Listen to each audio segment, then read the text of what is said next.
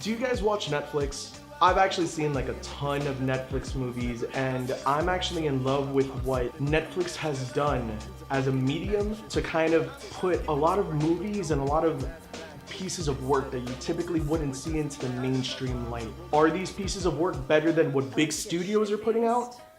Let's talk about that today. I'm Wilkye Castro, and this is Talking Shots.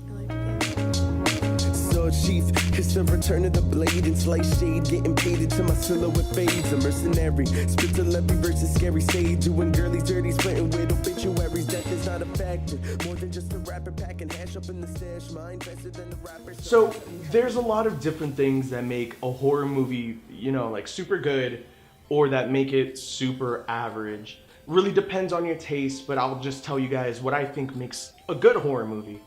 To me, it's a good mix of pacing, a good villain, and of course, great shots that actually make you feel something.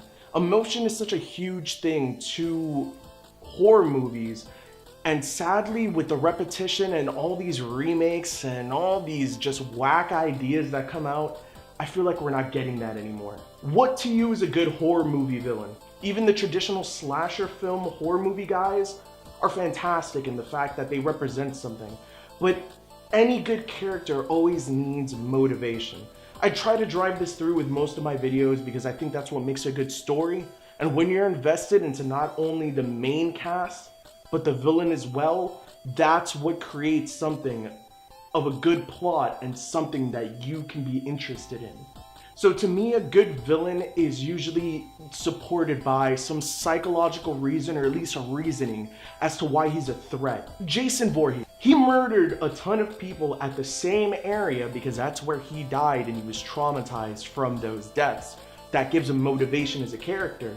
Freddy Krueger, he got burned to death. He came back to torture them in the same way that he was tortured. So even when it comes to psychological films, there's great villains. To me, two of the biggest being Jigsaw from the Saw series and Hannibal Lecter from Silence of the Lambs and those movies. Hannibal Lecter is a genius, and his psychological motivation for what he does is pushed because he has this idea of perfection. It's something that a lot of psychopaths have, but it makes him real. So the reason I like Netflix so much is because they're giving these mediums for creative people and directors to try things that are different, that are out of the ordinary for a genre that is nothing but repetition. I'm just gonna give you guys a couple of examples. Hush, a movie about a deaf girl getting home invaded by a person who knows she's deaf. Vile, which to me at first seemed like just another Saw ripoff, but they do the concept so much better of putting all these people into a house with traps and making them fight for their own survival, but there's direction in it. The last movie I also wanted to mention, because it's so good and I recommend it to you guys as well, Grave Encounters. Talk about a movie that knows how to do the whole found footage style without making it seem corny and old. Pretty much, and something so simple, it's about a bunch of people who bring their camera to an area that's pretty much haunted, and they're just trying to record all the happenings. But it is so scary, and it just gives you those feelings of ever hearing about real haunted houses, and it's so much more creative to me than any other remake I've seen in God knows how long. So what the contrast is between Netflix and a lot of these big studios is that these big studios like to do the same thing over and over. You've heard me say it like about a dozen times probably at this point. Repetitions, remakes, uncreative ideas make this stale. This is something that's this is a genre that's meant to make your heart race. And I'm not getting that anymore.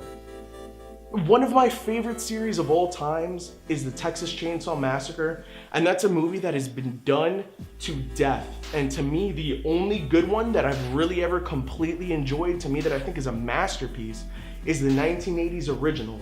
It's a movie that uses shooting and direction in a way that was so foreign at the time that it creates such a different experience to other things that even existed at the moment.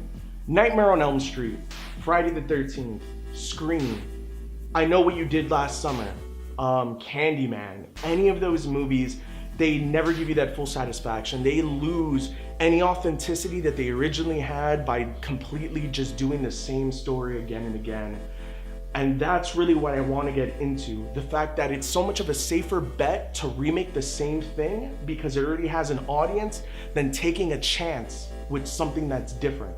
This is what Netflix does. They take their chances with something different. And it's creating this entire new genre of horror movies almost, where you actually feel nostalgic, where you actually feel fear, where you actually feel, to me, the most important thing, emotion.